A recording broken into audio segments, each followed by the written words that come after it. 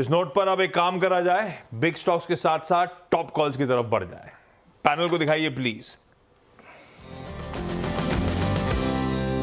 सचिन के पास चलते हैं। Sachin, good morning. सचिन, आपकी trade. Good morning Amit ji, good morning Ashish ji, and Good morning, to all the panellist. मुझे लग रहा है यहाँ पर डीएलएफ में एक शानदार ब्रेकआउट एग्जिबिट हुआ है फ्राइडे के सेशन में। लगभग 14 हफ्तों के कंसोलिडेशन के बाद ये पर्टिकुलर मूव अनफोल्ड हो रही है। जिस तरीके से डेटा है, फ्राइडे के सेशन में काफ़ी अच्छी शॉर्ट कवरिंग मूव यहाँ पे ट्रिगर हो चुकी थी 840 के ब्रेकआउट के बाद, एंड उसके बाद भी स्ट्रक्चर काफ़ी इंटरेस्टिंग हो चुका है। मुझे लग रहा है जो रेजिस्टेंस है स्टॉक में वो 905 के पहले कोई मेजर हर्डल नहीं है। सो इसी लिहाज से मुझे लग रहा है इंट्राडे के लिहाज से भी अगर थोड़े से भी डिक्लाइन मिलते हैं तो आई थिंक 863 तक खरीदारी की जा सकती है डीएलएफ के फ्यूचर्स में। स्टॉप लॉस आपको 857 के आसपास लगाना है on a closing basis. Intraday में एक स्विंग बन सकता है 888 का, बट पोजिशनली मुझे लग रहा है 905 तक ये पर्टिकुलर रैली एक्सटेंड होनी चाहिए। लीजिए भाई, रियलिटी को रडार पर रखिए। हाँ, ये सचिन, कोई एलआईसी हाउसिंग, कोई कैनफिन होम्स, पीएनबी हाउसिंग, आवास, इन सब के बीच में हाउसिंग फाइनेंस कंपनीज में आप किसके साथ जाना चाहोगे तेजी के लिए? आप ढूंढ के रखो। कंचन, ये सारा स्पेस रडार पे क्यों? जी, अगर हम देखें तो आज काफ़ी सारी इसके अंदर हमें डेवलपमेंट देखने को मिली है। इसमें अगर बात करी जाए, सर मेरी स्क्रीन पे शायद से कोई टेक्निकल ग्लिच आ रहा है। बजाज हाउसिंग फाइनेंस दरअसल आज, ध्यान रखिएगा, लिस्ट होने आ रहा है। Much awaited. अभी हम लोग पिछले हफ्ते चर्चा ही कर रहे थे किस तरह के रिकॉर्ड सब्सक्रिप्शन मिले थे, 3.25 लाख करोड़ रुपए के, जब जुटाने निकले थे 6,500 करोड़ रुपए। तो इस तरह के रिकॉर्ड सब्सक्रिप्शन आज तक देखे नहीं है इंडियन हिस्ट्री में। तो एक अच्छी पेडिग्री से आ रहा है, पेरेंटेज अच्छा था, बिजनेस अच्छा था, हाथों हाथ लिया गया है। अब ये मेरे ख्याल से 50, अब मेरे पास एग्जैक्ट फिगर्स तो नहीं है, 50-60 हजार करोड़ रुपए का मार्केट कैप होता अपर बैंड पे। और अगर तो स्ट्रीट का अनुमान सही है कि ये बहुत मीनिंगफुल प्रीमियम के साथ लिस्ट होना है, डबल होने की गुंजाइश भी बनती है, तो ये भाई साहब, ये housing finance company day 1 debut पे 1 लाख करोड़ के मार्केट कैपिटलाइजेशन को पार कर रही होगी। और अगर वाकई ऐसा हुआ तो एक चीज और ध्यान रखिएगा, ये 3.2 टाइम्स प्राइस टू बुक पे आ रहा था।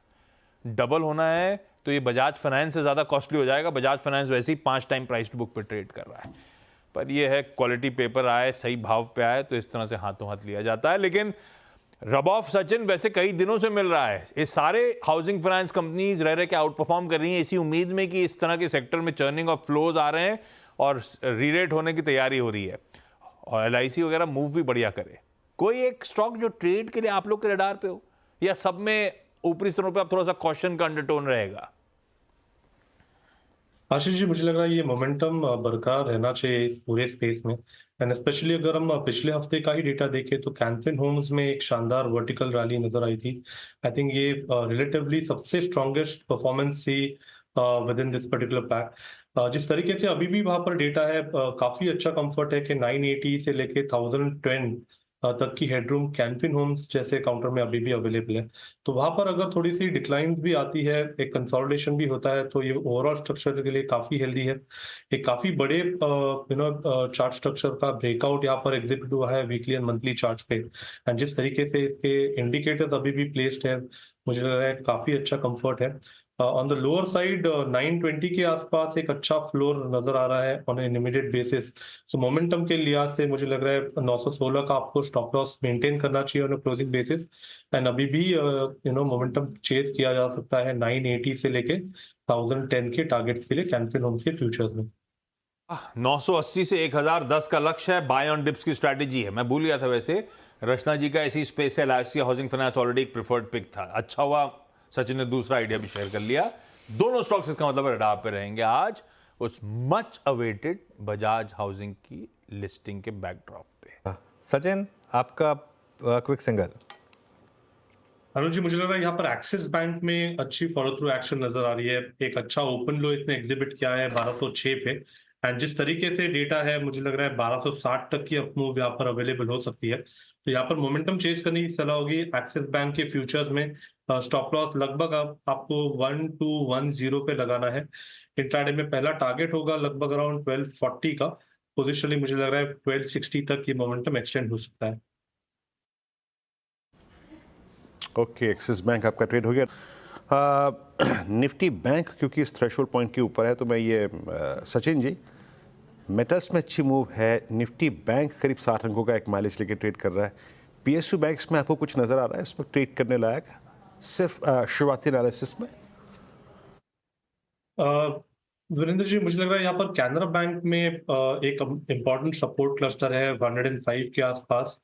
एंड वहां पर इसका 200 डे एक्सपोनेंशियल मूविंग एवरेज भी प्लेस्ड है। तो मुझे लग रहा है यहाँ पर थोड़ी सी शॉर्ट कवरिंग की गुंजाइश है। जिस तरीके से एक टर्न अराउंड हुआ है लगभग मुझे लग रहा है 110 तक की हेडरूम यहाँ पर अवेलेबल है। तो अगर इस पर्टिकुलर स्पेस में कुछ चूज करना है तो मुझे लग रहा है कैनरा बैंक पे दाव लगाया जा सकता है। बट स्टॉप लॉस आपको लगभग अराउंड 105 पे लगाना होगा on a closing basis. Okay, अच्छा। और ये सचिन का क्विक सिंगल भी था। एक बार इनको इसको इन पर रिविजिट करते हैं क्योंकि और ध्यान रखिएगा, एक जो आज सुबह मैं डेटा पॉइंट्स प्रेजेंट कर रहा था उसमें भी एक चीज़ ये निकल कर आई थी कि जो म्यूचुअल फंड्स HDFC बैंक बेच रहे हैं वो कहाँ खरीद रहे हैं। उनमें सबसे ऊपर जो स्टॉक था वो एक्सिस बैंक था। और आई थिंक उस रिपोर्ट को ऑब्वियसली मार्केट ने थोड़ा पढ़ा है और उसके बाद से मूव आए हैं यहाँ पर। सचिन, इसको एक बार अपडेट कर लेते हैं और कोई फ्रेश कॉल आपके पास हो तो। आई थिंक यहाँ पर मूव इंटैक्ट है। आई थिंक 1244 का पहला टारगेट है, 1260 का फाइनल टारगेट है। मुझे लग रहा है अभी भी यहाँ पर मोमेंटम चेस करना चाहिए। ओवरऑल पूरे रियल एस्टेट स्पेस में भी हमने DLF को हाईलाइट किया था, वो काफी अच्छी तरह बजिंग है।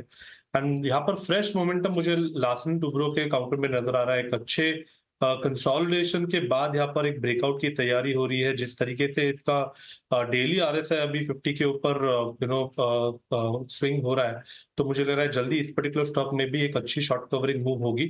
स्ट्रक्चर के लिहाज से लगभग अराउंड 3680 तक की हेडरूम इमीडिएटली अवेलेबल है फॉर ट्रेडिंग। स्टॉप लॉस आपको लगभग अराउंड 3615 के आसपास प्लेस करना है and fresh long positions add करनी है L&T के फ्यूचर्स में।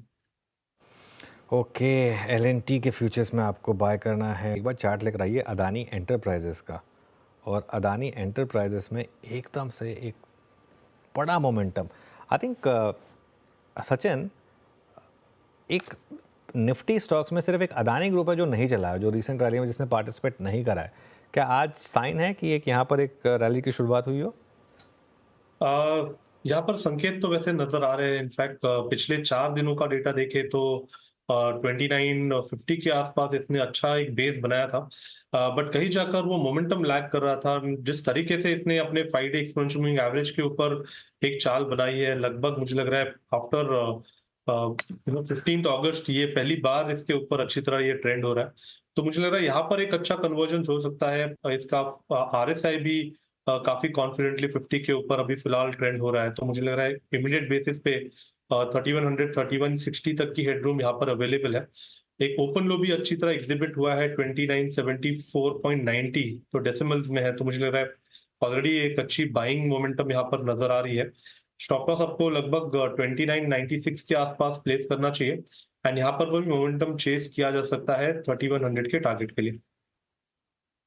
ओके, अच्छा, एक स्टॉक जो सुबह डिस्कस करना भूल गए शायद, मतलब सेटअप में डिस्कस किया था, आदित्य बिरला फैशन।